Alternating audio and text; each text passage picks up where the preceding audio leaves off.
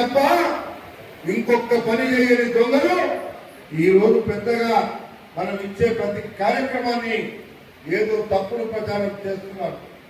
ఈ ఇస్తామో అందరికీ ఈ రోజు దాదాపుగా 3,500,000 మందికి అక్కడ వచ్చేటువంటి పథకం ఇది కొత్తగా మీకు అమలులో వస్తుంది అనేటువంటి మాట మీకు నేను మనవి చేస్తున్నా. ఇవన్నీ ముఖ్యమంత్రి గారి దగ్గర కూర్చొని ఒక్కొక్కటి మంజూరు చేయించేటువంటి కార్యక్రమాన్ని చేస్తున్నామని చెప్పి ఈ సందర్భంగా మనం చేస్తున్నా.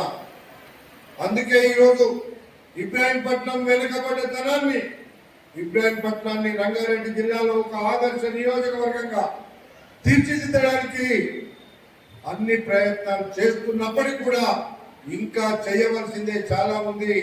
ఈ 1.5 సంవత్సరాల్లో కోట్లాది రూపాయలు తీసుకొచ్చి అభివృద్ధి కార్యక్రమాలు చేస్తే ఇంకా చాలా చేయాల్సి ఉంది, ఇంకా చాలా ఉంది.